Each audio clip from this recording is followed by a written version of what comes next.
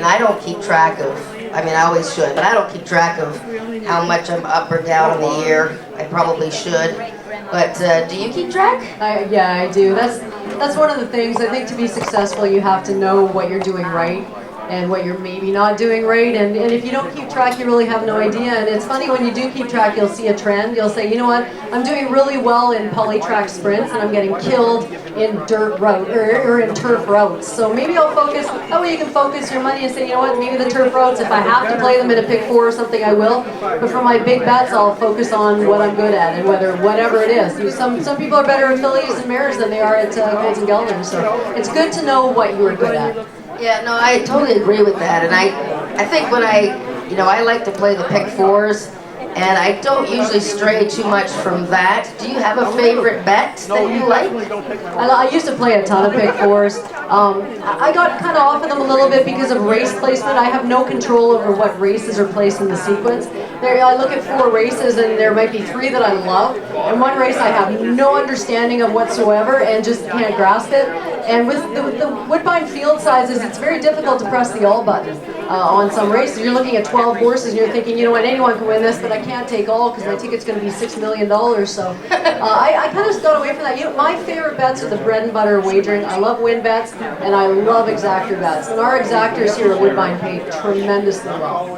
They do, and you know, as someone, you know, I still am learning how to make some bets. Like Superfectas, I don't even go near. I've been dabbling every now and then in that high 5, which I find difficult. But when you bet an exactor, do you box? Do you just take, like, do you like to just sort of take one horse and put that horse first and second? How do you construct that ticket? I love when I have a really solid opinion on a horse, and hopefully he's not, you know, like 6 to 5. If he's 6 to 5, then I may as well just do something different with the race and play a pick 3 or something. But if I've got a solid opinion, the horse is 3 to 1, and I can find 2 or 3 other horses in the race that I like, then yes, above and underneath, I go 1 with 2, 3, 4, and then 2, 3, 4 with 1. That's how I love to structure it. So I want to find one horse that I really feel strongly about, that I think he can finish no worse than second, and then try to team him up with some others.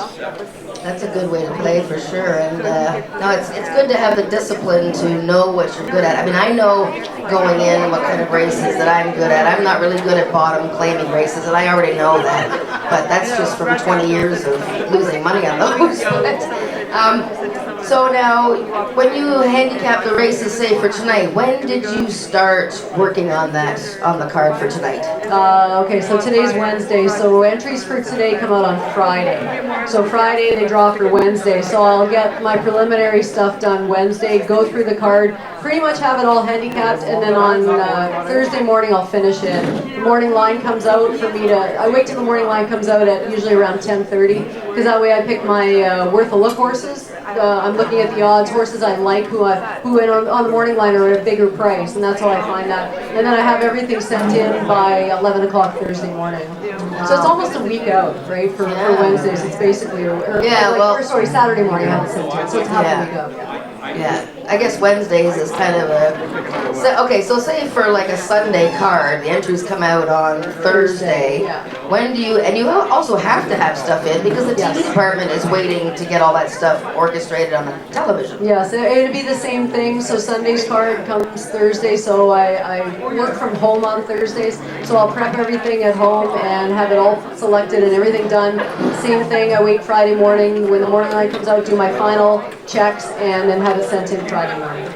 Now you are, possibly best known for the information that you provide us from the paddock, and last time this horse was washy, but this time this horse isn't, or this horse is always like this, very valuable tidbits that, hopefully people are listening to, because that's the kind of stuff that, not a lot of us are able to get because we're either at home watching or we're here but we're working or something. Now, when you handicap your card, are you going back and writing in all the notes for every horse so that you are aware? I mean, I guess not every horse has something that's glaring about them in the paddock, but are you transcribing all those notes? I actually use Formulator. if you use Daily Racing Forms Formulator, and there's a section in there you can go and write your notes. So I type in my notes under horse notes. So every time I print a new program off, those notes are automatically generated. Otherwise it would be voluminous. It would be just like there'd be no chance of being able to. So I update those notes every day during the card, and then they're there for me the next time when I need them.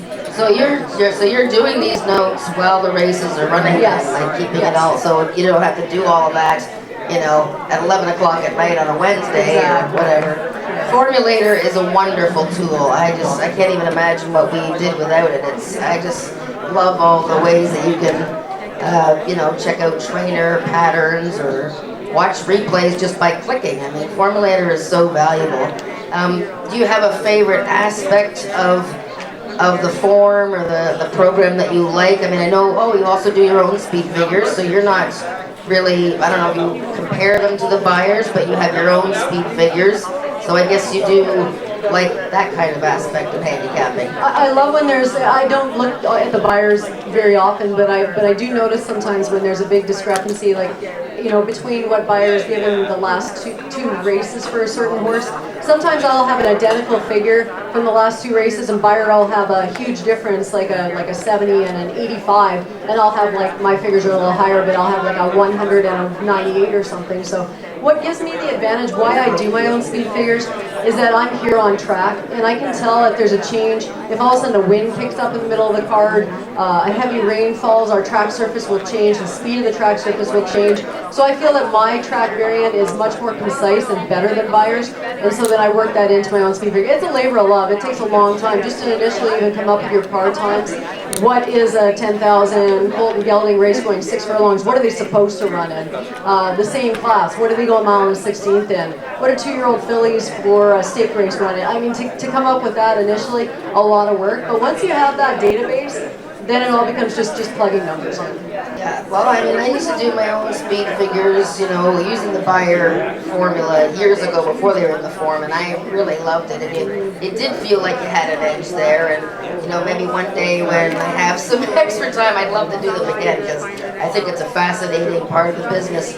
Is there any one horse this evening that you are really interested in betting? I find that the races tonight, fairly difficult. The fields are large tonight, and Wednesdays have been getting a bit silly on us as far as long shot winners. They used to be a little bit more formful, but I find as the weather gets colder and the track, I find, changes a lot on a Wednesday night. Yeah, exactly. Is there anybody that you really are interested in seeing race tonight? Yeah, there's, I mean, by far the best race tonight, I think, is the 7th race. So wide open. They're going 5.5 furlongs. It's an 8-on-1. Tough race.